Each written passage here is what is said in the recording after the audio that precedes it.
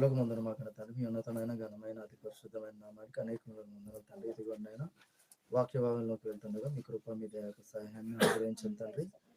ఇదిగోనైనా ఉన్నతమైన వాక్యంలోకి వెళ్తుండగా ఇదిగోనైనా మా సొంత మాటలు, మా మానవ రీత్యా మాటలు మాట్లాడకూడదు తండ్రి. కేవలం మీ విలువైన వాక్యములు తండ్రి, పరసంబంధమైన అర్థాలు, భావాలు తండ్రి, కూడిన వాక్యాన్ని ఆలోచించడానికి సహాయాన్ని కృపను అనుగ్రహించండి.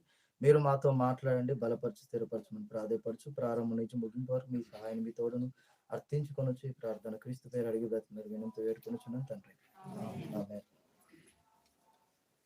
టైం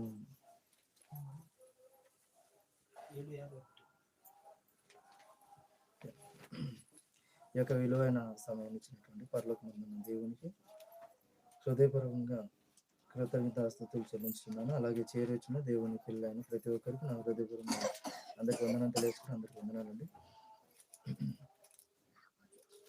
మనము ఈరోజు ఆలోచించబోయే విషయం వచ్చేసి జ్ఞానం. చూద్దాం ఒకసారి. సామెతల గ్రంథం 10వ అధ్యాయం 14 వచ్చిన. సామెతల గ్రంథం 10వ అధ్యాయం 14 వచ్చిన. సామెతల గ్రంథం 10వ అధ్యాయం 14 వచ్చిన. జ్ఞానము సమకూర్చుకొందురు, మూడుల నోరు అప్పుడే నాశనం చేయును. జ్ఞానులు జ్ఞానాన్ని సంపాదించుకునే పనిలో ఉంటారు. అంటే ఇది ఎందుకు తీసాము, ఇది ఎందుకు ఆలోచిస్తున్నామంటే, మనము తలాంతుల విషయంలోని పని అనే భాగాన్ని మనం ముగించేసుకొని నేను 6-7 పాయింట్లు ఇవ్వడం జరిగింది. ఆ 7 పాయింట్లు ప్రతిభ అనేది పని తర్వాత వచ్చిన పాయింట్. సో ఈ ప్రతిభ కంటే ముందు మనకు కావాల్సింది జ్ఞానం. జ్ఞానం ఉన్న ప్రతి ఒక్కరు తమ ప్రతిభను బయటికి కనుపరుస్తుంటారు. నీ ప్రతిభ ఏంటి, నీ గొప్పతనం ఏంటి? ప్రారంభంలో పుట్టి, అంటే ప్రారంభంలో తొలి దిశాన ఇదిగో first class, second class, third class, fourth class, fifth class, ఇలా తరగతులు దాటుతున్న కొలది మనల్ని హేళన చేసిన వాళ్ళు ఎంతో మంది ఉండొచ్చు. మార్కులు తక్కువ వస్తే నీకు జ్ఞానం లేదని, సరిగా చదవకపోతే నీకు జ్ఞానం లేదని, ప్రతిదానికి ఇదిగో నీకు జ్ఞానం లేదు, తెలివి లేదు, ఇది ఎన్నో రకాలుగా ఎన్నో విధాలుగా ఎంతో మంది అంటుంటారు. కానీ దేవుడు ఏమని మనకు చెబుతున్నాడు? నిజంగా జ్ఞానం విషయంలో, తలాంతుల విషయంలో మన సంబంధం ఉందా అనేది మనం పరీక్ష చేయాలి. నిజంగా కొద్దిమందికి ఇప్పుడే చెప్పిన విషయం ఇప్పుడే మర్చిపోయే పరిస్థితి ఉంటుంది. అది కారణం దేవుడిచ్చిన మతిమరుపు అని మనం చెప్పొద్దు. అందరు ఏమంటారంటే బహుశా దేవుడిచ్చిన గొప్ప లక్షణమేమో అని అంటారు.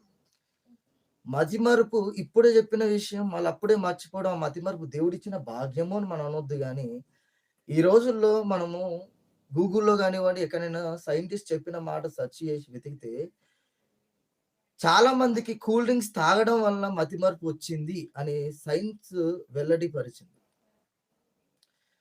టీ, కాఫీలు ఎక్కువ తాగడం వల్ల, కూల్ డ్రింక్స్ ఎక్కువ తాగడం వల్ల ఈ మెదడు సైజ్ అనేది తగ్గిపోయి మనం ఏమనుకుంటుంటే స్ట్రెస్కి దూరం అయిపోతున్నాం, టెన్షన్ దూరం అయిపోతున్నాం అని మనం అనుకుంటుంటే సైన్స్ ఏం వెల్లడించిందంటే ఇవన్నీ మీరు తాగడం వల్ల సైజ్ అనేది కొద్దిగా తగ్గిపోతుంది, దాని చేత ఇదిగో మీకు మతిమరుపు వస్తుంది అని అంటున్నారు.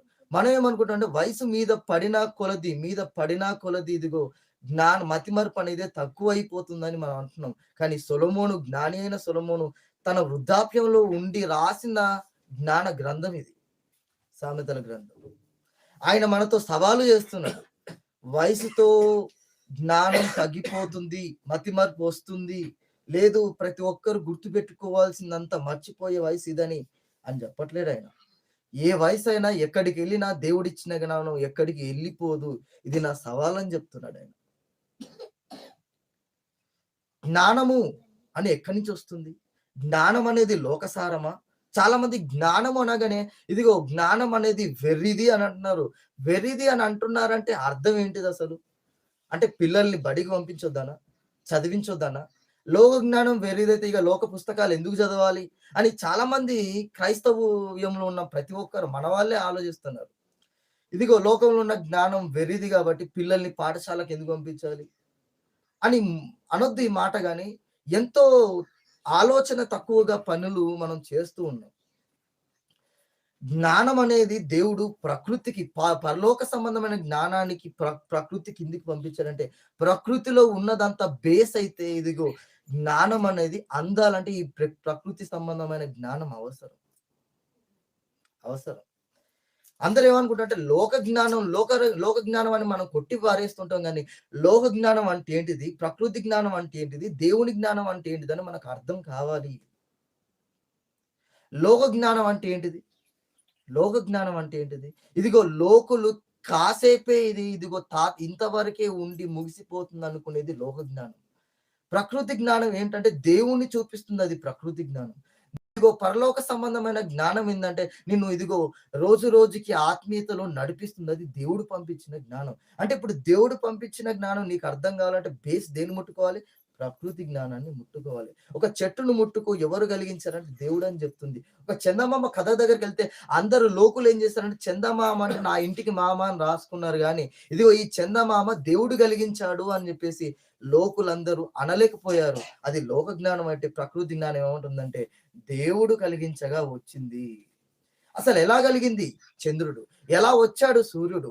భూమి ఎలా కలిగింది? మనిషి ఎలా వచ్చాడు? ఇదంతా ఇదిగో మనిషిని గురించి ఆలోచిస్తే మనుషులు ఎముకలు, నరములు, మాంసం ఇదంతా ఉంది అని ప్రకృతి చెప్తే, దైవ జ్ఞానం అంటుంది ఈ మాంసము, ఈ నరాలు, శరీరము ఇదంతా కూర్చి ఒక దగ్గరికి చేసింది దేవుడు.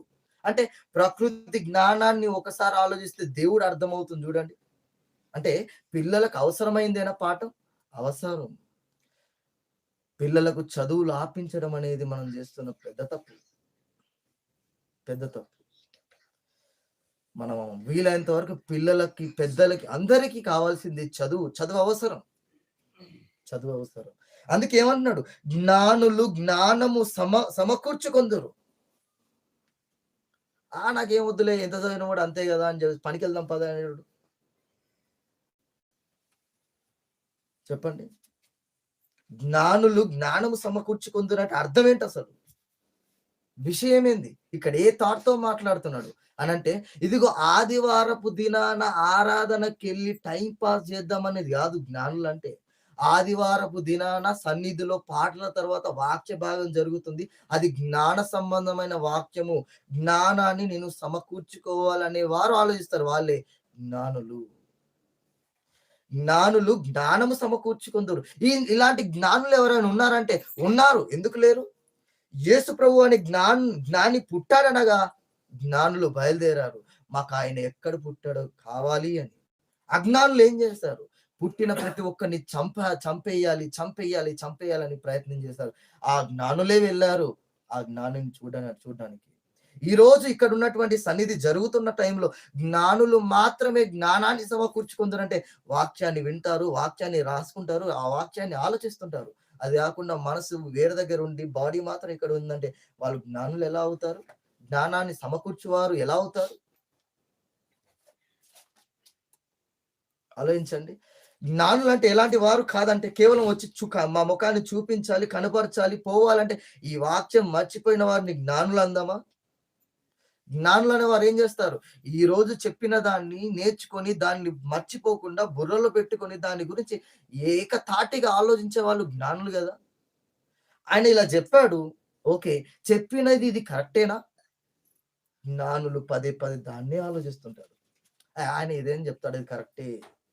అది కాదు జ్ఞాని పని. జ్ఞానుల పని ఏంటంటే, ఓకే, దేవుడు ఆ రోజు మాట్లాడించాడు, ఎందుకు మాట్లాడించాడు? ఏ విషయంలో మాట్లాడించాడు? ఎందుకొరకు మాట్లాడించాడు? ఒక చిన్న విషయం చెప్తాను, ఇది మనకు వద్దు. మనం కేవలం వాక్యం వింటున్నాం, నా తప్ప? అవునా కాదా? ఓకే, ఇది బాగానే ఉంది. దేవుడు ఇంకొక మాట చెప్పాడు, ఏం తెలుసా? నీ జీవితంలో నువ్వు తప్పు చేస్తే నేను వాక్యంతో ఆదివారపు దిన మాట్లాడతానని అన్నాడు. చెక్ చేసుకుంటున్నారా? నేను ఈ వారం అంతా ఏం చేశానో మరి ఈ రోజు దేవుడు ఏం మాట్లాడతాడు? ఇంకొక మాట, నీ జీవితంలో ఫ్యూచర్లో భవిష్యత్తులో ఇలా చేయాలి, అలా చేయాలని కొన్ని మాటలు కూడా వాక్యంలో వాడబడుతుంటాయి, వస్తుంటాయి పదాలు. నువ్వు క్యాచ్ చేస్తున్నావు, ఓహో నా ఫ్యూచర్లో ఇలా ఉండాలి, ఇలా ఉండకూడదని డిసైడ్ చేసుకుంటున్నావా? ఎంతసేపు వాక్యం సత్యమైందా కాదా, వాక్యం నేను ఎలా వింటున్నాను అనేది చూసుకోవాలి. ఓకే, వాక్యం టు వాక్యం ఉందా లేదా? బైబిల్లో ఉన్నది చెప్తున్నారా లేదా చూసుకున్నాం. చూసుకున్న తర్వాత ఏం చేయాలి? ఓకే, నేను ఇంతవరకు ఏమైనా తప్పు చేశానా? దేవుడు ఇదే ఎందుకు మాట్లాడుతున్నారు ఈరోజు? బల్లను గురించి విన్నాం. బల్ల గురించి ఎందుకు ఈరోజు దేవుడు మాట్లాడుతున్నాడు? ఓకే, ఇన్ని రోజుల వరకు మాకు తెలియక తప్పు చేశాము. ఆ తప్పుల్లో దేవుని ఎంత దుఃఖపరిచామో. అయితే ఈరోజు దేవుడు బాధతో చెప్పాడు. అలా ఆలోచించాలి. ఓకే, ఈ బల్ల గురించి ఈ రోజు ఎందుకు చెప్పించాడు? ఓకే, ఫ్యూచర్‌లో మరింకా నేను దేవుడిని ఎక్కువ దుఃఖపరచొద్దు, దుఃఖపెట్టొద్దు. ఈ పాపాన్ని, ఈ తప్పును ఏదైతే నేను తెలియక చేసిన తప్పును ఏదైతే ఉందో దాన్ని నేనేం చేయాలి? సరి చేసుకోవడానికి ఈరోజు ఈ వాక్యం ద్వారా మాట్లాడాడు. ఇలాంటి థాట్‌తో వింటున్నారా? ఎలాంటి థాట్‌తో వింటున్నారు వాక్యాన్ని? ఇలాంటి థాట్‌లతోని వినాలి. ఇప్పుడు జ్ఞానం గురించి ఎందుకు మాట్లాడాలి దేవుడు? ఓకే, ఇంత ముందుకు మీ జీవితంలో జ్ఞానం కలిగి నడుచుకున్నారా మీరింతకి? ఏ పని చేసినా హిమర్పాటుతో ఏదో చేసాంలే, ఏం చేశాను నాకే తెలవదు, నాకే అర్థం తెలవదు, అర్థం లేకుండా పనులు చేసావా? ఒకవేళ అర్థం తెలిసే చేస్తే ఫ్యూచర్‌లో ఒకవేళ మీరు ఎక్కువగా ఆ జ్ఞానం విషయంలో మోసపోతారేమో. జ్ఞానం అంటే ఏంటి? వాక్యం సంపూర్ణత అది. దాని విషయంలో మీరు కాకుండా ఏదో ఒక వాక్యాన్ని విని అదే మోసపోతారేమో అని చెప్పేసి జ్ఞానం అంటే ఇది అని ఈరోజు మాట్లాడుతున్నాడు. అది వాక్యం టు వాక్యం అంటే ఆలోచించడం. అంటే ఇంత ముందుకు జరిగిన దాంట్లో తప్పేమైనా చేస్తామా? ఫ్యూచర్‌లో జరుగుతున్న దాంట్లో ఏమైనా తప్పు చేయబోతున్నామా? అనేది ప్రతి ఆదివారము దినమున మాట్లాడతాడు. పోనీ ఆదివారమే మాట్లాడతారంటే మీరెప్పుడు వాక్యాన్ని బైబిల్ తెరిచి చదివినా కూడా ఈరోజు నువ్వు ఇదిగో ఇంత ముందుకు ఎలా బ్రతికావు? ఇదిగో తర్వాత ఎలా బ్రతకాలి? ప్రతిదీ నువ్వు బైబిల్ తెరిస్తే నీ మనసుతో దేవుడు మాట్లాడతాడు. మరి నువ్వు బైబిల్ తెరవడానికి ఇష్టపడుతున్నావా? తెరుస్తున్నావా? ఇంత ముందుకు నువ్వు ఇలా బ్రతికావయ్యా అని దేవుడు వాక్యము ద్వారా మాట్లాడతాడు. బైబిల్ తీస్తున్నావా? తర్వాత కూడా ఎలా బ్రతుకుతున్నావా అని చెబుతాడు. వాక్యం తీసి నేర్చుకుంటున్నావా? తెలుసుకుంటున్నావా? తర్వాత కూడా ఎలా బ్రతకాలి దేవా అని? ఈరోజు ఫుడ్ సరిగ్గా తినకపోతే ఏం జరుగుతుందని యూట్యూబ్‌లో కొట్టి మరి ఆరోగ్యం ఏమొస్తది? ఏం తినాలి? ఏం ఫుడ్ తినాలి? ముందు జాగ్రత్త అని వింటున్నాం కదా! అవునా కదా! ఈ రోజుల్లో అదే కదా ట్రెండ్ అంతా. ఏదైనా ఇప్పుడు జోక్ ఏందంటే కరెంట్ ఇంట్లోనంటే స్విచ్ బోర్డ్ కూడా ఫిట్ చేసుకోనికి రాదట. మహానుభావుడు ఏం చేసిండట తర్వాత యూట్యూబ్‌లో కొట్టి ఆ స్విచ్ బోర్డ్ ఎలా ఫిట్ చేయాలని కొట్టిండట. కొట్టిన తర్వాత ఇలా ఇలా చిన్న పోరాడు కూడా చేస్తారు. అలాంటిది కూడా ఈ రోజుల్లో ఏం చేస్తారు? యూట్యూబ్‌లో కొడతారు. ఇంకొక ఆమె బయటకి పోగానే స్నేహితులు పరిచయం కాగానే స్నేహితురాలు చూసిందట. అబ్బా! నీ జుట్టులో ఒక తెల్ల వెంట్రుకొచ్చిందని వెంటనే ఇంటికెళ్ళిందట. ఏం చేయాలి నెక్స్ట్? కమాన్ యూట్యూబ్ అన్నదంట అంతే.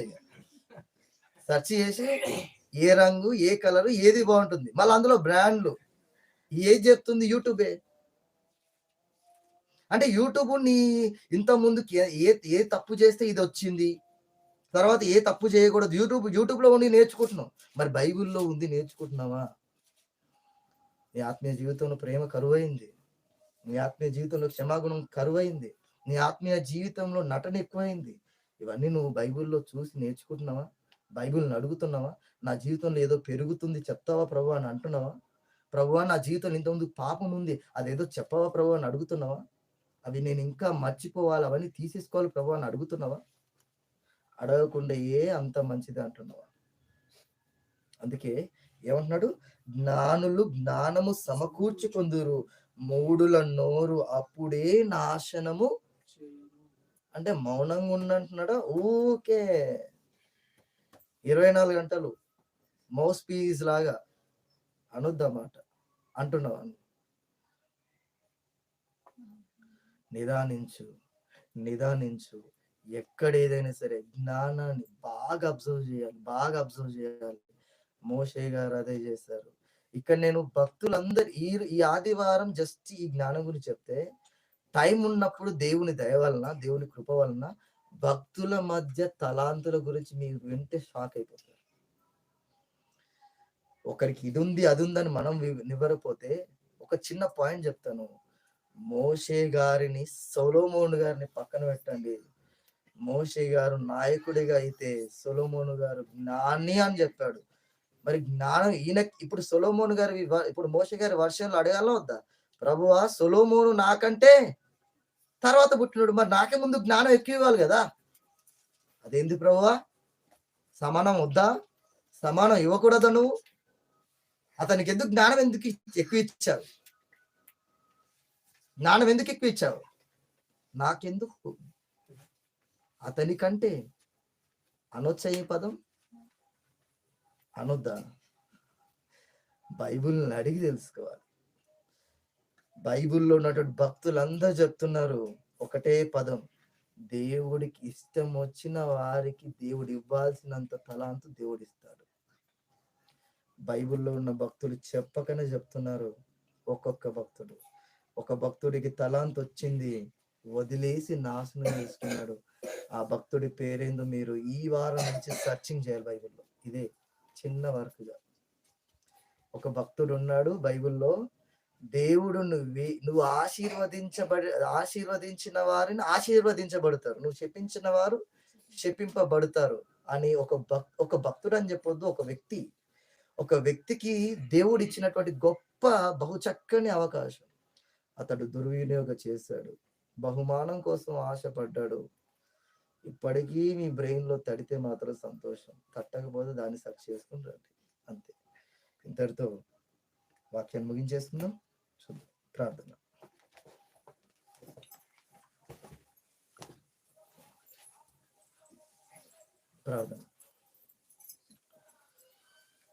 పరలోకమందున మా ఘన తండ్రి, మీ ఉన్నతమైన ఘనమైన అతి పరిశుద్ధమైన దివ్యమైన నామానికి అనేకమైన వందనాలు స్తుతులు చెల్లిస్తున్నాం తండ్రి. జ్ఞానము విషయంలో తండ్రి చక్కటి విషయాన్ని ఈరోజు మాతో మాట్లాడారు. అవును తండ్రి, జ్ఞాని అయిన ప్రతి ఒక్కరూ జ్ఞానాన్ని సమకూర్చుకుంటారని చెప్పేసి వాక్యం ద్వారా మాకు సెలవిచ్చి, జ్ఞానాన్ని సమకూర్చుకున్నట్లో తండ్రి మేము వేగిరపడి తండ్రి, ఇదిగోనైనా మీ ముందర తండ్రి మీ పిల్లలుగా మీ దాసులుగా మారిపోవటకు సహాయాన్ని దయచేయండి తండ్రి. ఇదిగోనైనా భక్తులందరి మధ్య తండ్రి మీరు చూపించినటువంటి గొప్ప గొప్ప తరుణాలు తండ్రి, మీరు ఇచ్చిన సమయంలో ఆలోచిద్దామని మేము అనుకుంటున్నాం తండ్రి. దానికి మీరు కృపా సహాయాన్ని దయచేయండి. ఇక్కడ తండ్రి మా పేరు లేవద్దు తండ్రి, మీ నామమే ఘనపరచబడాలి. ఇంత మంచి వాక్యాన్ని మాకు ఈ సమయంలో అనుగ్రహించిన మీ ప్రేమ మీకు స్తుతి స్తోత్రం చెల్లిస్తూ, తరువాయి వాక్యంలో కూడా తండ్రి మిగిలిన తండ్రి సందర్భంలో మరింత జ్ఞానము చేత తండ్రి మరింత వాక్యము చేత మమ్మల్ని బలపరిచి స్థిరపరచమని వేడుచు, సమస్త మహిమ ఘనత ప్రభావాలు మీకే ఆరోపిస్తూ చెల్లిస్తూ ఈ ప్రార్థన క్రీస్తు పేరు అడుగుతున్నాం తండ్రి. ఆమేన్. అందరికి వందనాలండి.